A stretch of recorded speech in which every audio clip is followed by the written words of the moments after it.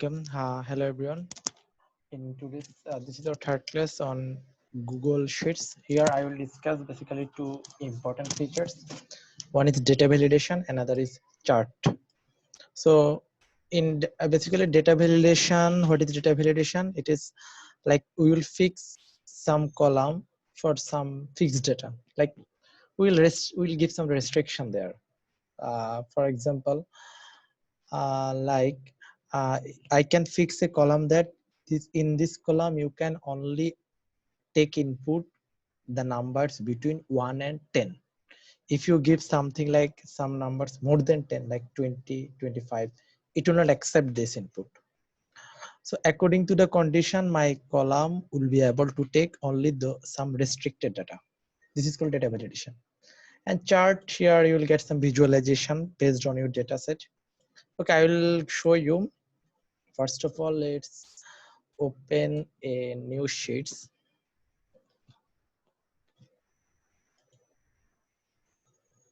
Blank sheets. Okay.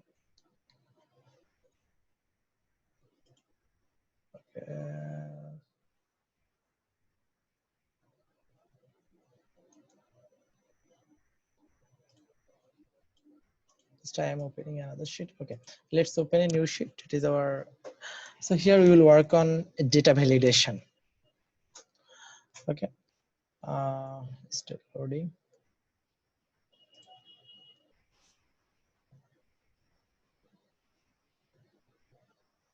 Okay, so this is our new sheet. For example, name it data validation, or like just validation.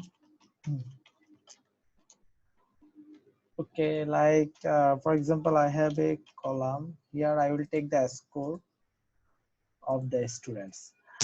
My target is this column or this score will only be able to take number between 1 and 100.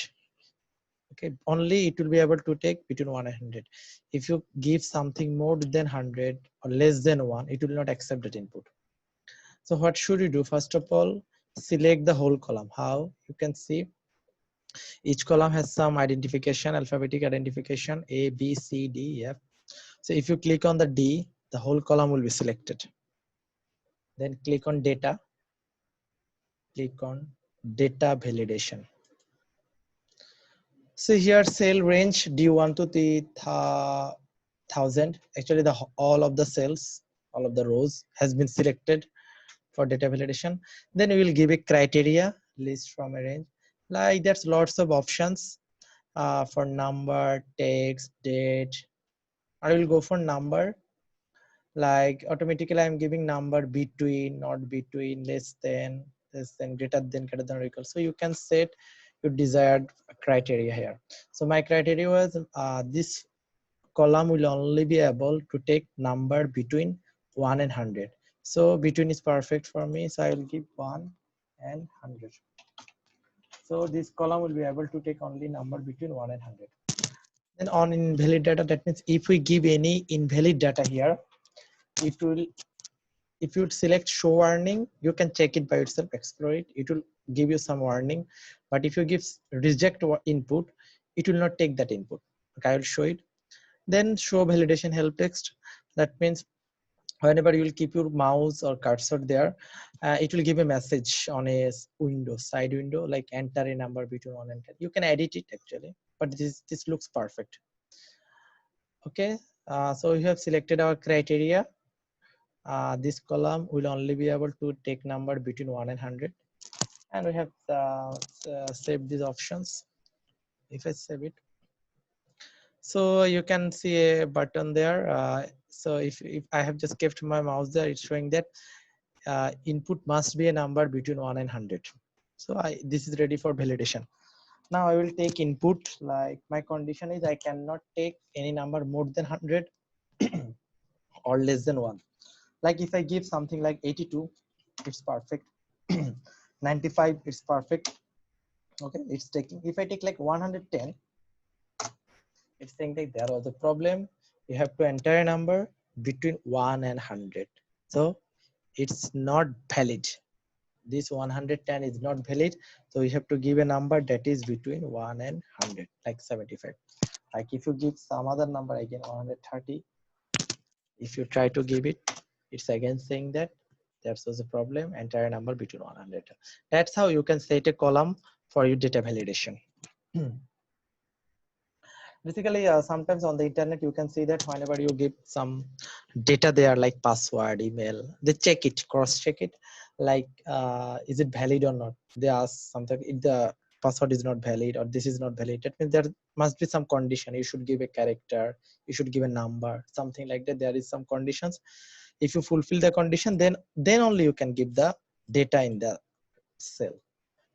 Okay, like I will go for another thing, like for example at our institution, like a student's ID, for example. Okay, student's ID starts with ST, just a demo ID, like ST00100, ST101, sorry, always starts with ST101, for example. Like for teacher ID starts with T100, T101. This is the demo. So here I will take a column. This column will only take a student ID. Okay. So what should be my condition? So this column can only take a student ID. So my condition is in my text there should be ST. If there is T, this is teacher's ID, so we will not accept that ID. If there is ST, that is student ID, so we will accept it. So for this we will first of all set the condition. How? So our condition is my text should have ST. So first of all select the whole column, click on data, click on data validation, criteria. So here I will work with text. Previously I worked with number. So select text, like contains, does not contain, equal, is valid email. So there's lots of conditions, you can explore it. So I'll go for contains, like text contains ST. So in this column, my ID should have ST, because according to the condition, for example, our institution uses ST for the student's ID, T for the teacher's ID. So here in the column, I will give only student ID. So my text should have ST. Then reject input, show validation text. Your text should contains ST. I'm just editing it. Okay.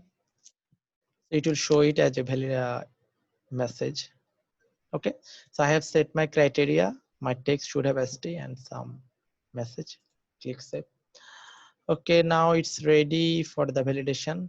So if I just keep my mouse there, it says that enter text that contains ST.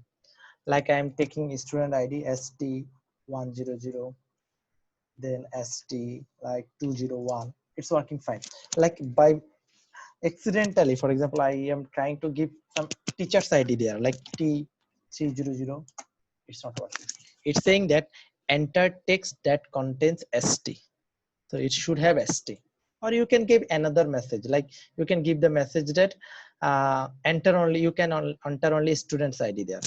So whenever you will try to give some teacher's ID, it might, instead of this message, it might give you that, and you can only enter student's ID. So that's how actually you can work on data validation. Okay. Now I will go for chart. How can you insert a chart? Data visualization or chart is an important part of data analysis. Now I will show you how can we work on it.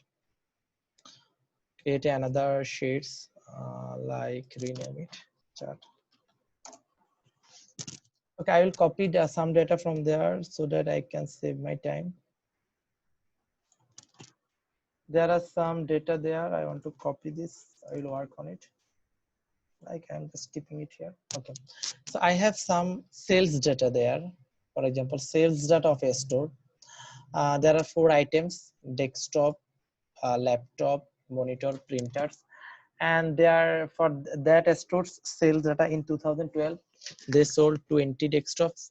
In 2013, they sold 12 desktop. Like in 2015, they sold 39 laptops, or in 2014 they sold 90 printers. So there are some sales data. Now we will work on it, how to create chart and how to get the idea from the visualization. Actually, whenever you see some chart or graph based on some data set, you will get some idea about the pattern of the data set. about the trend pattern of your data. So what should you do? So you have to select the whole data. How? Click and just from the middle side, drag and select the whole data. Okay, select the whole data. Or you can actually click here and Control A. Control A, it will also select the whole data. Then click on the insert, click on the chart. Okay. See, by default, it's giving me a column chart. But if you see the column chart, okay, I am dragging it. I'm just resizing it. By default, if you, so it's giving me some column title. These are the titles and some 2012, 13, 14, 15, some legend. So on the x-axis, you can see that desktop, computers, laptop, monitor, printer. On this vertical axis, we have some like how many items are sold: 0, 25, 50, 75, 100. So from this, we can see that actually from this visualization, we can get some idea. Like blue is 2012 year, to the red is 2013 year, yellow is 2014, green is 2015. So we can see that for desktop, I are sold almost like 20 in 2012. Like in laptops in 2000, red is 2013. So in 2013, like almost 50 laptops are sold. From the dataset, we can see that, yeah, it's 45, very near to 50. And we can see that monitors had a very poor sale in all of the years, 2012, 13, 14, 15. The graph has a very low bar here. But printers had a very good sale in 2012 and 2014. In 2012, it's almost 75. And in 2014, it is like almost 80 and 90. So printers had a very good sale here on 2012 and 14. So from the data, actually from the visualization or the chart, we can actually get some idea about the data. And it's a great way to represent your data. Now I will show you how to work on the chart. Like close it. Okay, we have now this chart. Now we will work on it. If you click on the three dots, select and click on the three dots, edit chart. So like I will go for this one now, customize, click on the customize, click on the like chart and axis title, chart title, like by default it is 2012, 13, 14, 15. You can change it, make it like sales data. Okay, see my chart title has become now sales data. Also font size auto, you can decrease or change it, like make it 14 or make it 16. See, it's changing my font size. Make it bold, you can make it bold. Title text color, you can color it like give it green. It looks good now. So my chart title has become now sales data. And also you can give some title for horizontal axis and vertical axis. There is also chart subtitle. If you give subtitle, you can, so like sales data, something like that. So you can see here there are some subtitles. So in the subtitle you can write that sales data, just write sales data uh, between or for 2000, 2012, 2013, 2014 and 2015. Then it will be shown here. So I will not give it for my chart. So I will go for the next one, horizontal axis title. Like in the horizontal axis, we have some items. So you can just give it items.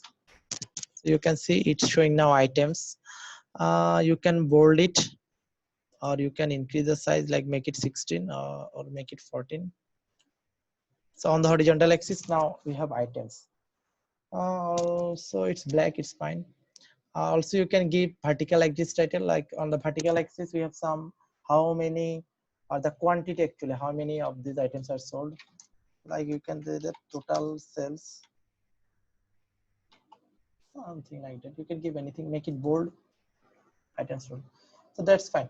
So it now looks perfect that we have some title, we have some horizontal title, vertical title. What is series? You can actually go for it, try to try to go for export something by yourself. Like legends are actually these things, these levels 2012, 13, 14, 15. This position is auto. If you make it right, see now it has become, it has come to the right. If you make it bottom, it is set to the bottom position of the chart. So you can change it actually. So I'm going to make it right. It looks okay. Also, you can change the color, or you can change the font size. So try to explain it, explore it. So you can work on horizontal axis, vertical axis, and other things. Okay. So that's how you can include a chart. Okay, close it. Now we have a column chart based on our data, and from the column chart we get a very good idea about our data set. Like column chart, actually, you like column chart, you can include many more charts. For example, I am selecting my whole data again. Click on the insert, click on the chart. So instead of column chart, I will go to the line chart. Line chart always will give you some trend. Actually, this is also important. So you can select which chart or graph is important for you, like bar chart, pie chart. Pie chart is very important chart. If you click on pie chart, so basically it will give you the result, the pie chart. So you can get a very good idea about pie chart here. So basically, here pie chart, whenever you use pie chart, be careful about something. Like here we have data for 2012, 13, 14, 15. So this pie chart is now showing only data for 2012 value. So in 2012, you can change it actually. Click on the three dots. You can make it, sorry, click on the here, 2013, 14. Okay. In 2012, we can see that most sold percentage are for printers, 54.2%. Desktop were sold 30.9%. So pie chart is very important for giving some percentage actually. So this is very important chart. Like in 2012, 8.3 among the wholesale of the all items, monitors were sold 8.3%. So printers had a highest sale here. Like if you select 2013 now, in 2013 you can see that laptops had the best sale. Like from the data you can see that yes, laptop 45 laptops are sold. All had the very poor sale, but laptops had a very good sale. Like in 2014 you can see that again printers had a very good sale. Printers 90 sales, almost 56.3% of your total data. So also you can customize it. You can basically, if you click here, you can rename it. Sales data. This is for 2014, maybe 2014.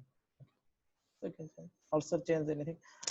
So that's how you can include many more charts, pie chart. You can also do line chart and other things. I am recommending you try to explore this by yourself. So from the chart, you will get some interesting idea about your data, some pattern about your data pattern, about your trend of the data. And that's all for today. Thank you.